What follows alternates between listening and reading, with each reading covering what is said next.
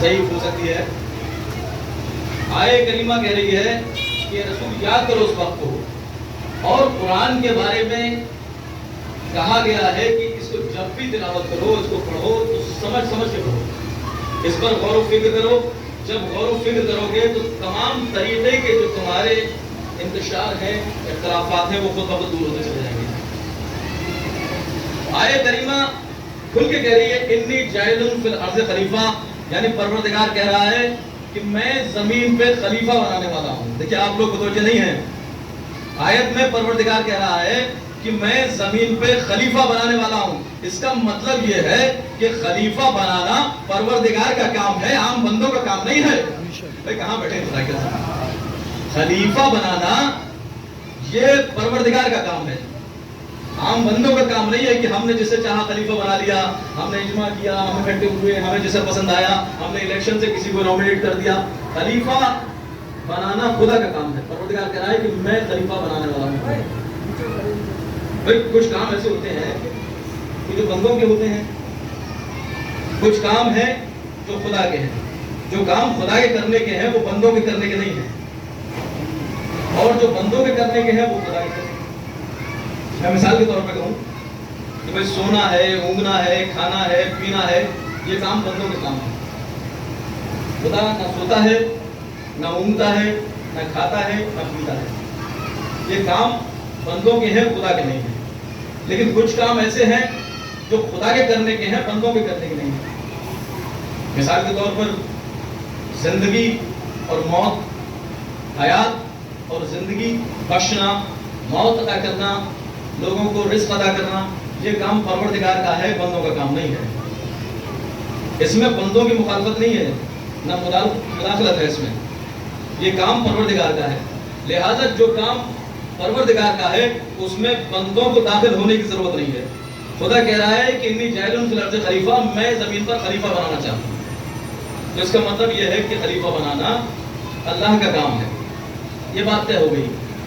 تو اب جس کو بھی پروردگار خلیفہ بنائے گا، اپنے رسول کے ذریعے اعلان کروائے گا، خلیفہ وہ ہوگا. ہمارے آپ کے انتخاب کرنے سے کوئی اختلاف ہوتا ہے نہیں.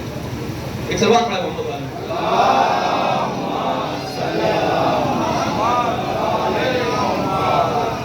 تو آپ کو سمجھ میں آیا کہ یہ آیت خود واضح کر رہی ہے. ایک اختلاف یہ دور ہوا ہمارا کہ خلافت کا انتخاب کرنے کا کام پروردگار کا ہے. اور آیت یہاں تمام نہیں ہوتی. اس کے بعد پروردگار کا حکم ہوتا ہے فَنَفَخْتُ فِيهِ مِن رُوحِي، فَنَفَخْتُ فِيهِ مِن رُوحِي، اور جیسے ہی میں اس میں اپنی روح ڈال دوں فَقَعُوا لَهُ سَاجِدِينَ، تمام ملائکہ کو یہ حکم ہوا کہ جیسے ہی اس میں اپنی روح داخل کروں سب کے سب سجدے میں گر جانا. یہاں بھی شاید آپ نے غور نہیں کیا. آدم کا پوتا جب تعمیر ہو رہا تھا، ایک زمانے بھائی مٹی لائی گئی، مٹی اور پانی کے ذریعے اس کو گوندا گیا، ایک عرصے دراز تک اس حالت میں رہا. اس کے بعد اسے آگ پر پکایا گیا، ہوا میں سوکھنے کے لیے چھوڑا گیا. ایک زمانے تک وہ پتلا پڑا رہا، لیکن پروردگار نے سجدہ پتلے کو نہیں کروایا. کہاں بیٹھے؟ سجدہ پتلے کو نہیں تھا. کہا جب میں اس میں اپنی روح داخل کر دوں، اس کا مطلب یہ ہے کہ سجدہ آدم کے پتلے کو نہیں تھا، خدا کی روح کو تھا. بے شک بے شک. اللہ نے جیسے ہی اپنی روح داخل کری تو اس کا مطلب یہ ہے کہ خالی مکان کو سجدہ نہیں کیا گیا، خالی پتلے کو سجدہ نہیں کیا گیا. جب اس میں روح داخل کر دی گئی تب سجدے کا حکم ہوا. کعبہ ابراہیم نے ہزاروں سال پہلے تعمیر کر دیا تھا، لیکن کعبہ قبلہ نہیں بنا تھا. پروردگار نے اسے قبلہ نہیں بنایا، لیکن جیسے ہی جانے کعبہ اس میں علی کی ولادت ہوئی، کعبہ قبلہ بن گیا اور سجدے کے لائق ہو گیا. جیسے ہی کعبہ کعبے میں داخل ہوئی، کعبہ لائق عبادت ہو گیا، کعبہ سجدے کے لائق ہو گیا. تو آپ نے غور کیا قرآن کی آیتوں سے آپ کو ہر چیز کا اندازہ ہوتا چلا جائے گا. وہ خود کے واضح اپنی عبارت پیش کر رہی ہیں. تمام ملائکہ کو حکم ہوا کہ جیسے ہی میں حکم دوں ویسے ہی سجدے میں گر جانا. یعنی قرآن ایک درس دے رہا ہے کہ کس طرح سے آپ کو زندگی گزارنی ہے. قرآن ایک مکمل درس ہے زندگی جینے کا، حیات کا ایک مکمل تجزیہ قرآن پیش کرتا ہے۔ اب جب حیات کی بات آئی ہے، زندگی کی بات آئی ہے، تو آپ جس امام کے غم کو منانے کے لیے یہاں حاضر ہوئے ہیں، اسی میرے مولا کا تیسرے امام امام حسین علیہ السلام کا ایک قول یاد آیا کہ ان الحیات عقیدہ و جہاد۔ زندگی کیا ہے؟ کہ زندگی عقیدہ اور جہاد کا نام ہے۔ آگے تشریف لے آئیں، ایک سب بات کرتا ہوں۔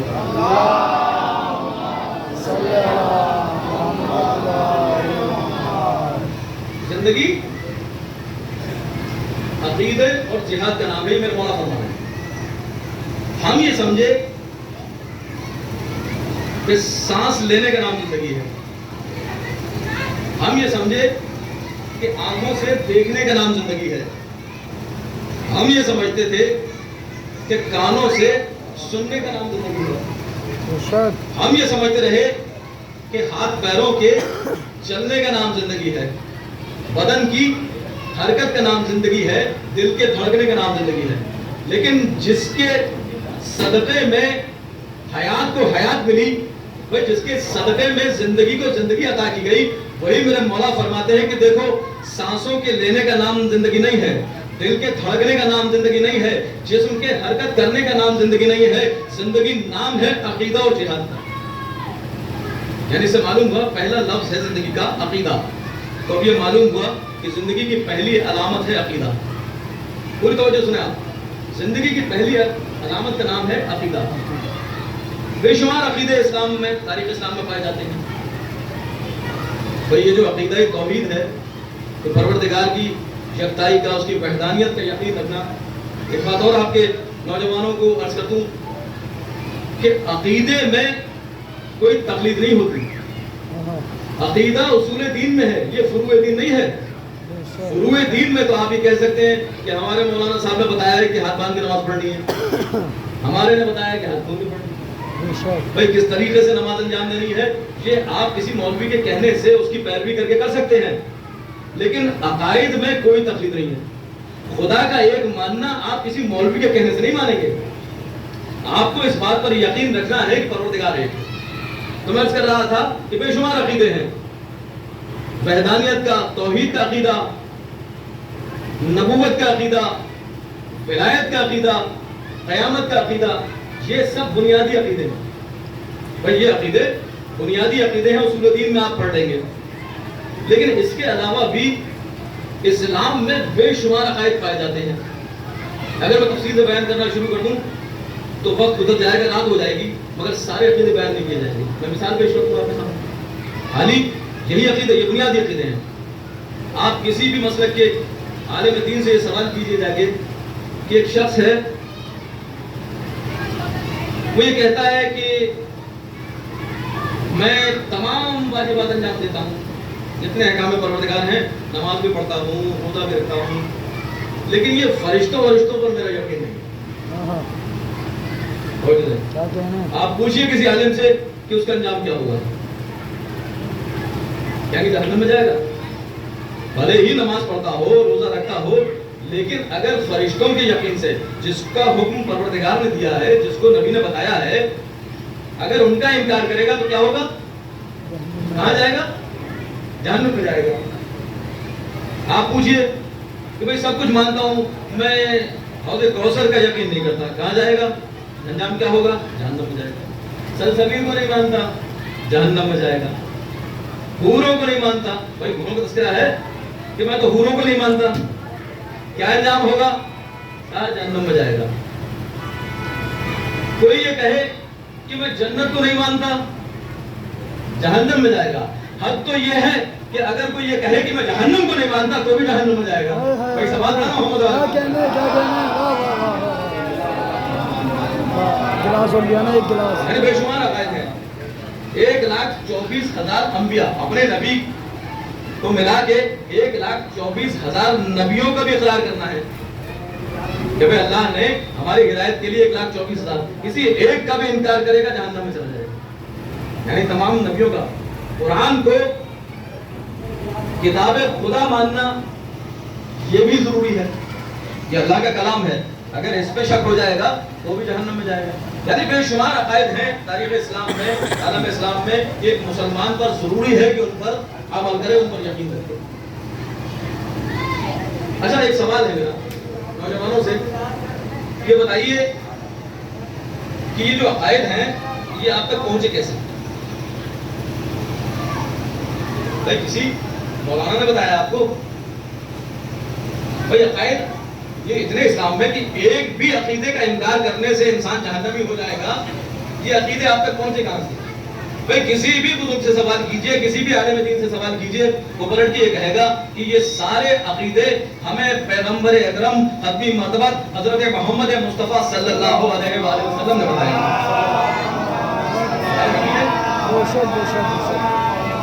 بھائی نبی نے کہا کہ جنت ہے، ہم نے مان لیا۔ پیغمبر نے کہا کہ جہنم ہے، ہم نے تسلیم کیا۔ نبی نے بتایا کہ فرشتے ہیں، حوریں ہیں، سلسبیل ہے، کوثر ہے، شجر طوبہ ہے، رحمان ہے، یعنی نبی بتاتے چلے گئے، ہم عقائد پر عمل کرتے چلے گئے۔ یعنی نبی کی زبان کا نام ہے۔ نبی نے بتایا کہ 1,24,000 پیغمبر آئے ہیں، ہم نے مان لیا۔ نبی نے کہا کہ یہ کلام خدا ہے، ہم نے مان لیا۔ یعنی جس کو نبی بتاتے چلے گئے ہم اس پر عقیدہ لاتے چلے گئے۔ مگر ایک سوال پھر کھڑا ہوتا ہے، میری مجلسیں بزرگوں کے لیے نہیں ہے، یہ ماشاءاللہ مجھ سے زیادہ علم رکھتے ہیں، میں اپنے چھوٹے بھائیوں کے لیے، بچوں کے لیے عرض کر رہا ہوں تاکہ میری بات ان تک پہنچ جائے اور سمجھ میں آئے۔ اور بڑے بڑے علماء کی آپ مجلسیں سن رہے ہیں، ماشاءاللہ سے پٹناوس میں بھی عالم آئے ہوئے ہیں، آپ سن رہے ہیں، میں تو چھوٹے بچوں سے گزارش کر رہا ہوں، گفتگو کر رہا ہوں تاکہ ان کے ذہن میں اگر بات آ گئی تو میری مجلس کامیاب ہے، ان کا عقیدہ اگر درست ہوتا ہے تو میری مجلس کامیاب ہے۔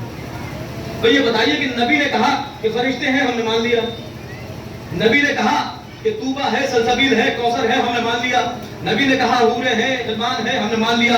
نبی نے کہا جنت ہے، دوزخ ہے، ہم نے مان لیا۔ اب مجھے یہ بتائیے کہ جس وقت نبی ان تمام عقائد کی تعلیم دے رہے تھے، نبی نے کسی عقیدے سے متعلق کسی چیز کا مشاہدہ بھی کروایا تھا؟ ہاں سبحان اللہ۔ بھائی نبی نے بتایا ہو کہ فرشتے ہیں تو نبی نے کسی صحابی سے کہا ہو کہ یہ جبرائیل صاحب ہے، ان سے مصافحہ کر لیجئے؟ بھائی کسی سے جبرائیل کا یا کسی فرشتے کا مصافحہ کرایا ہو، کسی کو دکھایا ہو، کوئی فرشتہ کسی صحابی نے کبھی دیکھا ہو؟ کوئی دیکھا ہوتا تو بتاتا کہ ہم نے دیکھا ہے، بھائی جبرائیل آئے تھے، اتنے تندرست تھے، یہ موٹی موٹی ان کی مونچھیں تھیں، ایسی داڑھی تھی۔ کسی فرشتے نے کو کسی صحابی نے کبھی نہیں دیکھا، نبی نے بتایا، ہم نے مان لیا۔ بھائی نبی نے بتایا کہ حوریں ہیں، بھائی کسی کو کسی حور کی کوئی تصویر دکھائی ہو؟ کوئی محسوس کریں آپ بات کو، نبی کسی صحابی کو کسی حور کی کوئی تصویر دکھائی ہو، کسی کو ملوایا ہو، کسی کو باغ جنت کا کوئی مشاہدہ کروایا ہو، تب کہا ہو کہ جنت کو تسلیم کریں؟ کسی کو جہنم کا مشاہدہ کروایا ہو، تب کہا ہو کہ جنت کو تسلیم، جہنم کو تسلیم کریں؟ کوثر کا ایک جام پلایا ہو کہ بھئی یہ کوثر کا جام ہے، یہ نہر کوثر ہے، سلسبیل ہے، شجر طوبہ کا کوئی پھل کسی صحابی کو کھلایا ہو، پھر بتایا ہو کہ بھئی سلسبیل ہے، طوبہ ہے؟ کہا نہیں، نبی نے کبھی کچھ دکھایا نہیں، صرف بتاتے گئے، ہم مانتے چلے گئے۔ تو اب میں مسلمانوں سے ایک سوال کرنا چاہتا ہوں کہ جب نبی نے کوئی چیز دکھائی نہیں، صرف بتاتے گئے، ہم اس پر ایمان لاتے چلے گئے اور ایمان نہ لانے کے شکل میں ہم کافر ہو جائیں گے۔ اگر ایک بھی چیز سے انکار کریں گے تو ہمارا ایمان جاتا چلا جائے گا۔ کوئی چیز نبی نے دکھائی نہیں، صرف بتانے پر ہم مانتے چلے آئے، تو پھر جس کو سوالات کے مجمع میں اپنے دونوں ہاتھوں پر اٹھا کے دکھایا ایمان لانا کتنا ضروری ہوتا ہے۔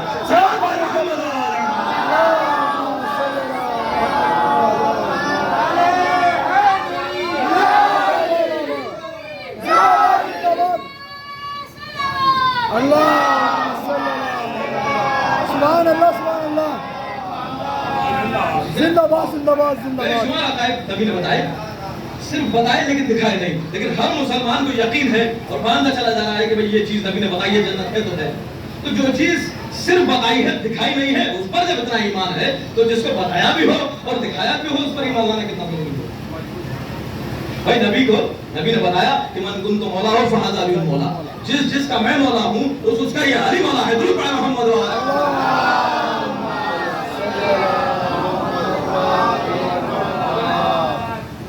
کتنا ضروری ہے ایمان لانا زندگی عقائد کی بنیاد پر. اور بات کہاں چل رہی تھی کہ پروردگار نے فرشتوں سے کہا کہ جیسے ہی میں اس میں اپنی روح داخل کروں سب کے سب فقالہ ساجدین فرفقت فیہ من روحی فقالہ ساجدین سب کے سب سجدے میں. ہوا کیا؟ فسجد الخلائق کلہم اجمعین. جیسے ہی پروردگار نے روح داخل کی سب کے سب تمام کے تمام ملائکہ سجدے میں چلے گئے. سب باتوں کو چلے ایک بات. کسی کتاب کو پڑھنے کی کسی حوالے کو دینے کی ضرورت نہیں ہے. قرآن خود اپنی وضاحت کرنے کے لیے کافی ہے. فسجد الملائکہ کلہم اجمعین. تمام ملائکہ سجدے میں چلے گئے الا ابلیس استکبر وکان من الکافرین. اس نے استکبار کیا, اس نے تکبر کیا اور کافر ہو گیا. تو قرآن کی آیت ہے, کوئی روایت نہیں ہے, میرے کوئی کسی کتاب سے میں نہیں پڑھ رہا ہوں, صرف قرآن کی آیت آپ کے سامنے پیش کر رہا ہوں کہ اس نے استکبار کیا اور کافر ہو گیا. ہونا کیا چاہیے تھا؟ بھائی اگر ہم جیسا کوئی ہوتا تو جو خدا نے ڈیسیزن دیا تھا وہ اسی سیکنڈ میں دے دینا چاہیے تھا. فاخرج منہا فإنک رجیم. گیٹ آؤٹ, نکل جاؤ میری بارگاہ سے. کہنا چاہیے تھا خدا کو, لیکن خدا نے فوراً نہیں کہا. اس کا مطلب یہ ہے کہ اسلام ایک قانون شریعت بتا رہا ہے. پروردگار نے ابلیس کے سجدہ نہ کرنے پر سوال کیا, اس سے فوراً سزا نہیں سنائی ہے. اس سے سوال کیا, کہا یا ابلیسو ما منعک. اے ابلیس تجھے کس نے روکا, تجھے کس نے ما منعک فاسجدو. کیا استکبر تھا ام کنت من العالین. تو نے غرور کیا یا پھر اپنے آپ کو بڑے لوگوں میں شمار کرنے لگا. تفصیل کی گنجائش نہیں ہے. قرآن کی آیتیں خود وضاحت کر رہی ہیں. قرآن کی آیت کہہ رہی ہے کہ تو نے استکبار کیا, تو نے غرور کیا یا پھر اپنے آپ کو بڑے لوگوں میں شمار کیا. اس کا مطلب یہ ہے کہ جب حکم پروردگار ہوا, تمام ملائکہ کو یہ حکم ہوا کہ تم جیسے ہی آدم کے پتلے میں اپنی روح داخل کروں تم سب کے سب سجدے میں گر جانا. تو ملائکہ کو تو حکم کیا گیا تھا, لیکن کچھ ایسے بڑے لوگ وہاں موجود تھے جن کو سجدے کا حکم نہیں تھا, جن کو دیکھ کے پروردگار کہہ رہا ہے کیا تو نے اپنے آپ کو ان بڑے لوگوں میں شمار کر لیا؟ کچھ بڑے لوگ وہاں موجود تھے. اب جب تفسیروں میں پوچھا گیا تو بتایا جاتا ہے کہ وہ بڑے لوگ کوئی اور نہیں تھے, محمد و آل محمد کی وہ ذات تھی کہ جن کو آگے سجدہ کرنے کی ضرورت نہیں تھی. ایک سوال پڑے محمد و آل. شیطان جیسے عبادت گزار کو بھی یہ حق نہیں ہے کہ وہ محمد و آل محمد کے مقابلے میں اپنے آپ کو سمجھے. جب ملائکہ کو یہ حق نہیں ہے, عبادت گزار ترین بندے کو یہ حق نہیں ہے, تو پھر ہم تم جیسا کوئی ناقص انسان اگر آن کے یہ کہنے لگے کہ نبی ہم جیسے تھے, کہ نبی ہم جیسے تھے, کسی کو حق نہیں ہے کہ محمد و آل محمد سے اپنا مقابلہ ہے. پروردگار نے پوچھا کس نے منع کیا تجھے؟ تو نے استکبار کیا, غرور کیا یا اپنے آپ کو آل محمد میں شمار کیا, بڑے لوگوں میں شمار کیا؟ شیطان نے بھی جواب دیا, اس نے ہارنے والی کہنے لگا انا خیر منہ, قال انا خیر منہ. میں نے اس لیے سجدہ نہیں کیا کہ میں اس سے بہتر تھا. کیسے بہتر تھا؟ کہ خلقتنی من نار وخلقتہ من طین. تو نے مجھے آگ سے پیدا کیا ہے, اس کو مٹی سے پیدا کیا ہے. آگ مٹی سے افضل ہوتی ہے, یہ اس کا خیال تھا. حالانکہ مفسرین نے بتایا کہ آگ کسی بھی طریقے سے مٹی سے افضل نہیں ہے. آگ شے ہے کہ جس میں آپ اگر کوئی دانہ ڈال دیں, کوئی ناش ڈال دیں, وہ جلا کے خاک کر دے گی. کوئی بھی چیز ڈالیں, مٹی کے حوالے اگر دانہ کریں گے وہ اس کو 10 گنا 100 گنا 1000 گنا بڑھا کے دے گی. مٹی کے اندر نمو پائی جاتی ہے, آگ کے اندر فنا پائی جاتی ہے. لیکن وہ کہنے لگا کہ نہیں, جیسے ہی کہا دانے کو دانے در کر دیں گے. اب پھر بچوں کے لیے بتا کہ ایک بات, حالانکہ عربی گرامر میں خمسہ کسے کہتے ہیں کہ بچے ہمارے ہاں کے بچے بہتر جانتے ہیں, حالانکہ دیگر بچے نہ جانتے ہوں, لیکن کیونکہ ہمارے ہاں خمسے اشرے ہوتے رہتے ہیں. خمسہ مانے کتنے عدد گنتی ہوتی ہے عربی گنتی میں؟ 3 اور 5 عدد. خمسہ مانے 5 کے، اور 4 کو کیا کہتے ہیں؟ اربع. جب چہلم ہوتا ہے تو اسے اربعین کہتے ہیں. کیوں کہتے ہیں کہ 4 اشرے جب جمع ہو جاتے ہیں تو اسے اربعین کہتے ہیں. واحد ہوتا ہے، دویم ہوتا ہے، سویم ہوتا ہے. سویم یعنی تیسرے کہتے ہیں. اربع کہتے ہیں 4 اور خمسہ کہتے ہیں 5 کو. اشرا کیسے کہتے ہیں؟ 10 کو. بھائی آپ تو بہتر جانتے ہیں نا، اشرے کے معنی 10 مجالس کا مجموعہ ہوتا ہے اسے مشرہ کہتے ہیں. 5 جو ہوتا ہے اسے خمسہ کہتے ہیں. اربع مانے 4 اربعین. تو کیا انسان کو پروردگار نے صرف مٹی سے بنایا؟ کیا نہیں. آپ مفسرین سے پوچھئے تو بتائیں گے کہ انسان کی تخلیق عناصر اربع سے ہوئی ہے. 4 عناصر ہیں. کون کون سے؟ پانی، مٹی اور ہوا. بھائی مٹی اور پانی کو جب ڈھونڈا گیا تو اس سے اس کا خمیر پیدا کیا. اس کو آگ میں تپایا تو وہ کھنکتی ہوئی مٹی پیدا ہوئی، اور اس کے بعد اس کو ہوا کے حوالے کر دیا گیا. جب وہ سوکھ گیا تب اس کا پتہ تیار ہوا. یہ بنیادی ہے. حالانکہ بے شمار ایلیمنٹس ہیں. جتنے بھی ایلیمنٹس مٹی میں پائے جاتے ہیں وہ سب انسان کی باڈی میں پائے جاتے ہیں. تو پڑھنے والے بچے یہاں سائنس پڑھنے والے کیمسٹری والے ہوں گے کہ اب کتنے ایلیمنٹس ہیں پیریوڈک ٹیبل میں؟ 118 تقریباً ہیں. پہلے ہمارے زمانے میں 114 ہوا کرتے تھے، اب بڑھ گئے ہیں. جتنے ایلیمنٹس بھی مٹی میں پائیں گے آپ، چاہے فاسفورس ہو، چاہے بورون ہو، چاہے پوٹیشیم ہو، چاہے سلفر ہو، چاہے کیلشیم ہو، جو بھی کچھ ہوگا وہ انسان کی باڈی میں ضرور ملے گا. چاہے آیوڈین ہو، چاہے تھوڑی مقدار، جتنی مقدار میں مٹی میں ہوگا اتنی ہی مقدار میں انسان کی باڈی میں ہوگا. اگر کم ہوتا چلا جائے گا تو ڈاکٹر اس کے لیے علاج کے لیے دوائیں آپ کو دیں گے. تو عناصر اربع سے انسان کو خلق کیا گیا.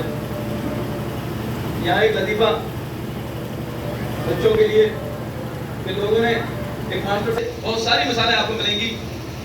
پیغمبر موسیٰ، جناب موسیٰ 5 بڑے نبیوں میں شمار ہوتا ہے. جو اللہ نے 1,24,000 انبیاء بھیجے. کتنے نبی بھیجے؟ 1,24,000. ان میں سے سب کے سب رسول نہیں ہیں. رسول کتنے ہیں؟ 313. 1,24,000 نبیوں میں سے 313 ایسے ہیں کہ جن کو صاحب شریعت بنا کے بھیجا، جن کے حوالے شریعت کی، جن کے رسالے کے ساتھ بھیجا گیا، ان کو رسول کہا جاتا ہے. بچوں کے لیے باتیں ہیں، بزرگ بہتر جانتے ہیں. تو 1,24,000 نبیوں میں سے صرف 313 ایسے ہیں کہ جن کو اللہ نے رسول بنا کے بھیجا. اور ان 313 میں سے بھی 5 ایسے خاص نبی ہیں کہ جن کو اولو العزم کہا جاتا ہے. اولو العزم پیغمبر 5 نبی ہیں. کون کون سے ہیں؟ جناب نوح، جناب ابراہیم، جناب موسیٰ، جناب عیسیٰ اور ہمارے نبی حضرت محمد مصطفیٰ صلی اللہ علیہ وسلم. یہ باتیں تمہیں یاد رکھنی ہے. آج کے مجلس سے یہ پیغام لے کے جانا ہے کہ 5 نبی ہیں. اور پروردگار خود کہہ رہا ہے تیسرے بارے میں کہ تلک الرسل فضلنا بعضهم علی بعض، ہم نے بعض نبیوں کو بعض نبی پر فوقیت عطا کی ہے. سب نبی برابر نہیں ہیں. یعنی 5 بہتر نبی. ان 5 بہتر نبیوں میں سے سب سے بڑے نبیوں میں سے ایک نبی کا نام ہے موسیٰ. اب آپ عظمت سمجھیے کہ والدین کی عظمت کا کیا مقام ہے. بس ختم کیا میں نے اپنی آخری بات. والدین کی عظمت اگر بچوں کے ذہن میں آ گئی تو آپ سمجھ جائیں گے. جناب موسیٰ پروردگار کے پاس جایا کرتے تھے، طور پہ باتیں ہوا کرتی تھی. کلیم اللہ تھے، خدا سے براہ راست ڈائریکٹ کانٹیکٹ پر موسیٰ کی بات ہوا کرتی تھی. کوئی رابطے کی ضرورت نہیں تھی. کوئی دور پہ جاتے تھے، خدا کے فرمان لے کے آتے تھے. لیکن موسیٰ کے دل میں خیال آیا کہ پروردگار یہ بتا کہ تو جنت میں میرا ہم نشین کسے بنائے گا، میرا پڑوسی کسے بنائے گا. میں چاہتا ہوں کہ میں اپنے پڑوسی کو دیکھوں. پروردگار نے کہا موسیٰ تم اپنے پڑوسی کو دیکھنا چاہتے ہو؟ کہا جی پروردگار. جاؤ فلاں گاؤں میں، فلاں گاؤں کے فلاں محلے میں، اس کے بازار میں جانا، وہاں ایک قصاب کی دکان ملے گی. قصاب یعنی گوشت کا کام کاروبار کرنے والے جو قصائی ہوتے ہیں انہیں قصاب ہے. ایک قصاب کی دکان ملے گی، وہ قصاب تمہارا ہم نشین ہوگا. محسوس کریں آپ کہ وہ قصاب تمہارا ہم نشین، تمہارا پڑوسی ہوگا جنت میں. اب موسیٰ کو بڑا اشتیاق ہوا. میں تو سمجھ رہا تھا کہ کوئی بڑا نبی میرا پڑوسی ہوگا, کوئی بڑا زاہد, کوئی بڑا عابد, کوئی بڑا عبادت گزار, کوئی بڑا مولوی, کوئی بڑا متقی, کوئی میرا پڑوسی ہوگا. اگر ہوا تو بھائی بڑے نبیوں میں موسیٰ کی گرتی ہے, وہ قصائی تمہارا پڑوسی ہوگا, وہ قصاب تمہارا. موسیٰ کو جستجو ہوئی دیکھنے کی. موسیٰ پہنچے, اس گاؤں میں پہنچے, اس بازار میں پہنچے, دیکھا ایک سامنے قصاب کی دکان ہے, چٹائی لٹکی ہوئی ہے, گوشت ٹنگا ہوا ہے, قصاب ہے, گوشت کاٹ کاٹ کے لوگوں کو تقسیم کر رہا ہے, بانٹ رہا ہے, جو فروخت کر رہا ہے. موسیٰ بیٹھے ہوئے سامنے دیکھتے رہے ایک پیلے سے. ایک وقت وہ آیا تو دوپہر کا وقت ہوا, اس نے اپنے گاہکوں سے کہا کہ آپ تھوڑا انتظار کیجئے, میں بھی حاضر ہوتا ہوں, ابھی مجھے 15-20 منٹ کا وقت چاہیے اور میں پھر آ کے آپ کو سودا دوں. وہ دیکھ رہے, وہ اپنے گھر چلا گیا. 20 منٹ بعد وہ پھر لوٹ کے آیا اور پھر اس کے کاروبار میں لگ گیا. آپ محسوس کریں, شام کو جب وہ ختم کر کے اپنا کاروبار گھر جانے لگا تو موسیٰ اس کے پاس پہنچے, اور پہنچنے کے بعد کہتے ہیں کہ بھائی میں تجھے بہت دیر سے دیکھ رہا ہوں, بیچ میں تو اپنا کاروبار چھوڑ کے گھر چلا گیا تھا. تو کہنے لگا آپ مجھے شہر میں نئے نظر آتے ہیں. ہاں میں مسافر ہوں, تو آپ چلیے میرے گھر چلیے, میرے مہمان ہوئیے. موسیٰ تو چاہتے ہی تھے. اس نے کہا ہاں آج میں تیرے گھر مہمان ہوتا ہوں. وہ موسیٰ کو لے کے اپنے گھر گیا. موسیٰ کو لے کے اپنے گھر گیا, مہمان رکھا, کھانا کھلایا, پانی پلایا, خاطر توازو کی. اور وہ موسیٰ کے ساتھ بیٹھ کے بات چیت کرتا رہتا تھا. پھر ایک گجرے میں چلا جاتا تھا, تھوڑی دیر بعد پھر نکل کے آتا تھا, پھر موسیٰ سے کلام بات چیت کرنا, گفتگو کرنا. موسیٰ نے پوچھا کہ یہ بتا کہ اس حجرے میں تیرا ایسی کون سی قیمتی چیز ہے کہ وہ بار بار تھوڑی دیر بعد جا کر حجرے میں دیکھتا ہے. کہنے لگا آپ دیکھیں گے؟ میں کہا ہاں. وہ موسیٰ کو لے کے چلا. موسیٰ نے جا کے دیکھا کہ ایک بستر پر ایک گٹری سی رکھی ہے. اب جب گٹری دیکھا, غور کیا تو پتا چلا کہ ایک ضعیفہ ہے کہ جو بستر پر پڑی ہوئی ہے. وہ اس قصاب کی ماں تھی اور اتنی معذور تھی کہ چل بھی نہیں سکتی تھی اور پھر بھی نہیں سکتی تھی, صرف گفتگو کرتی تھی.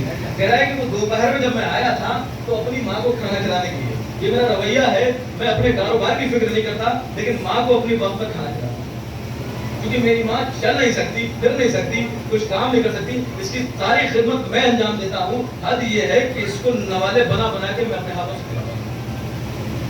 موسیٰ کو بڑی حیرت ہوئی. موسیٰ نے دیکھا کہ وہ نوالے بنا کے کھلا رہا تھا.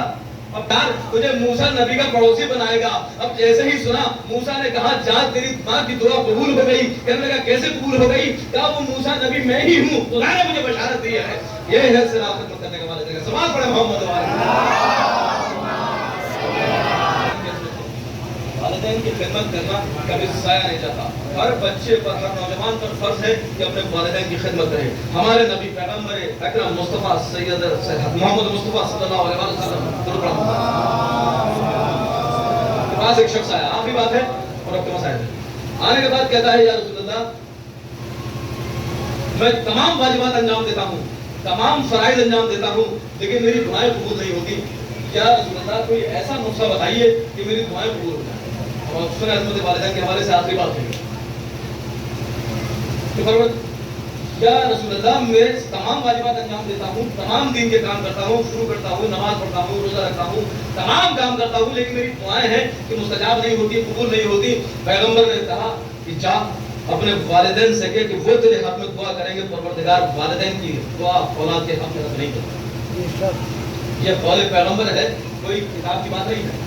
پیغمبر نے کہا کہ اپنے والدین سے جا کے کہو وہ تمہارے حق میں اگر دعا کریں گے تو پروردگار اسے رد نہیں کرتا. کہنے لگا یا رسول اللہ میرے والدین حیات نہیں ہیں. سنیں آپ یا رسول اللہ میرے والدین حیات نہیں ہیں. کہا دونوں میں سے کوئی زندہ نہیں ہے؟ کہا نہیں. پیغمبر کہتے ہیں کہ اگر دونوں میں سے کوئی بھی زندہ نہیں ہے تو جاؤ ان کی قبروں پہ جاؤ. یہ تمام اہل سنت اور اہل تشیع تمام کتابوں میں یہ حدیث موجود ہے, متفرق حدیث ہے, کوئی اس میں اختلاف نہیں ہے. جاؤ اپنے والدین کی قبروں پہ جاؤ اور ان کی قبر کو وسیلہ بنا کے پروردگار سے دعا کرو, پروردگار پھر بھی تمہاری دعا قبول کر لے گا. وہ شخص کہتا ہے کہ یا رسول اللہ اگر نشان قبر کا پتہ نہ ہو, بس اتنا سننا تھا کہ رحمت للعالمین کے چہرے پر غضب کے آثار نمایاں ہو. یعنی نبی خطرناک ہوئے کہ لعنت ہو اس شخص پر جو اپنے والدین کی قبروں کے نشان کو ہے۔ سوچئے کہ اگر آپ کے معاشرے میں بھی اگر کچھ ایسے لوگ پائے جاتے ہوں تو وہ لعنت کے مستحق ہیں، پیغمبر کی نظر میں وہ چہرہ ہٹانے کے لائق لوگ ہیں۔ پیغمبر نے کہا، پھر اس نے اصرار کیا، یا نبی خدا مجھے ان والدین کی نشان قبر کا بھی پتہ نہیں ہے۔ پھر پیغمبر نے ایک اور بات کہی کہ جاؤ جا کے تو مثنوی قبریں بناؤ، مثنوی نشان قبر بناؤ، ان کو اپنے والدین کی قبر تصور کرو اور ان کو وسیلہ بنا کے پروردگار سے دعا کرو، پروردگار پھر بھی تمہاری دعا کو قبول کرے گا۔ درود پڑھیں محمد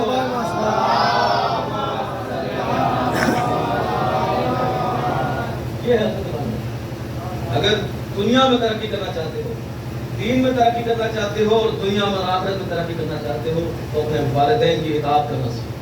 اگر والدین راضی ہیں تو خدا راضی ہے، والدین ناراض ہیں تو خدا راضی ہے۔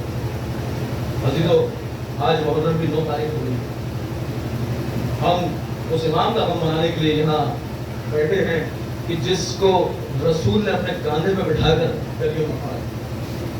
رسول کا وہ چہیتا نواسا کہ جب رسول خطبہ دیتے میں اگر نواسے کو ٹھوکر لگ گئی تو رسول نے خطبہ چھوڑ دیا اور نواسے کو گود میں اٹھایا اور اٹھانے کے بعد کہا، ھذا حسین فارقو، اے لوگو یہ میرا چہیتا نواسا حسین ہے، اسے پہچانو اور اس کی نصرت کرنا۔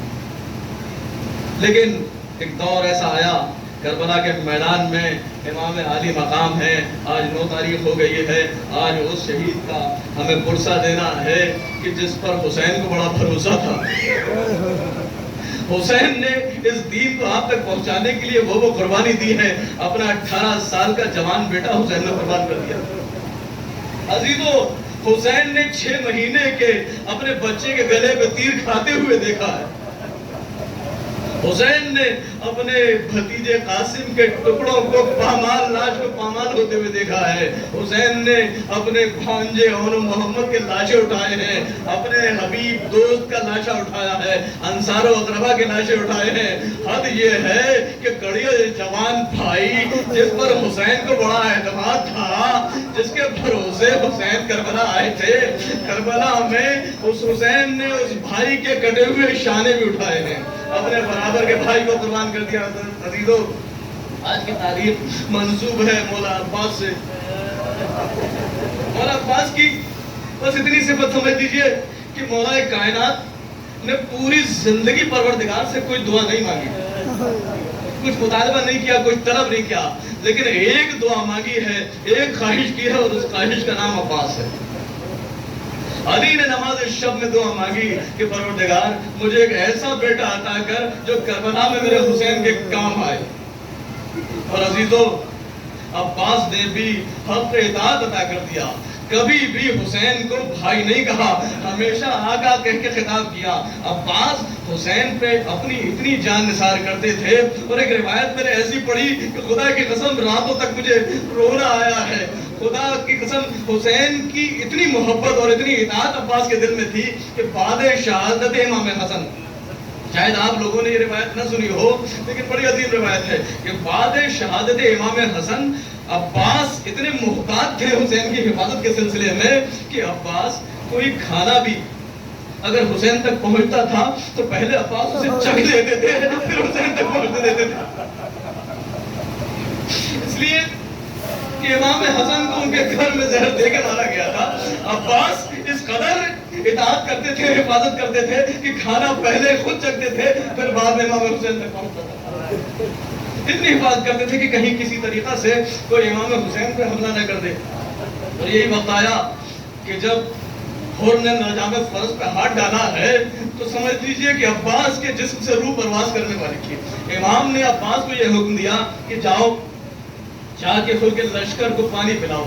عباس پانی پلانے میں مشغول تھے کہ اچانک حسین اور ہر کے بیچ میں مکالمہ ہوا اور ہر نے لجام فرض امام حسین پہ ہاتھ ڈال دیا کہ میں آپ کو جانے نہیں دوں گا۔ وہ اتنا سننا تھا، امام کو قید آیا، امام نے کہا ہر تیری ماں تیرے ماتم میں بیٹھے، بس حسین کی آواز کا بلند ہونا تھا۔ عباس کے کانوں میں یہ آواز پہنچی، عباس عقاب کی طرح اڑتے ہوئے پہنچے اور چاہتے تھے کہ ہر کا سر تن سے جدا کر دیں۔ ایک مرتبہ حسین نے عباس کے شانوں پہ ہاتھ رکھا اور کہنے لگے عباس میرے بھائی ابھی کربلا نہیں آئی ہے۔ عباس جانتے تھے کہ مجھے کربلا کے لیے ذخیرہ کیا گیا ہے، اور ایسا نہیں ہے یہ پہلا مقام تھا۔ جب امام حسن کے جنازے پر تیر چل رہے تھے عباس نے نیام میں ہاتھ ڈالا، لیکن حسین نے عباس کے بازو پہ ہاتھ رکھ کے کہا بھیا ابھی کربلا نہیں آئی ہے۔ عباس نے تلوار نیام میں رکھ لی۔ اس کے بعد ایک موقع اور آیا اور نے نظام فرش پہ ہاتھ ڈالا۔ اس سے پہلے جب ابن زیاد کے سفیر نے امام حسین کو دربار میں بلایا، حاکم مدینہ نے جب امام حسین کو دربار میں بلا کے کہا کہ حسین یزید کا حکم آیا ہے کہ آپ کو بیعت کرنی ہے، اور بیعت کرنے کے لیے جب امام حسین نے کہا اس کا جواب میں دن کی تاریکی میں دوں گا، وہاں برابر میں مروان بیٹھا تھا۔ مروان کہتا ہے ولید اس وقت حسین کو جانے نہ دینا، اگر سر اتارنا ہے تو اسی وقت اتار دے، ورنہ حسین پھر تیرے ہاتھ نہیں آئیں گے۔ بھائی جناب عباس تمام بنی ہاشم کے ساتھ باہر کھڑے ہوئے تھے، اتنا کہنا تھا مروان کا کہ سر اتار لے۔ امام حسین نے کہا شبنت سرخا تیری اتنی مجال اور اتنی آواز کا عباس کے کانوں میں پہنچا تھا۔ عباس پھر پہنچے اور چاہتے تھے مروان کا سر قلم کرنے، حسین نے بازو پہ ہاتھ رکھا، عباس میرے بھائی ابھی کربلا نہیں آئی ہے۔ عزیزو وقت بھی آیا کہ کربلا بھی آ گئی، لیکن کربلا میں بھی 4 محرم کو جب شمر آیا ہے اور اس نے یہ حکم دیا کہ خیام حسینی کو نہر سے ہٹا لیا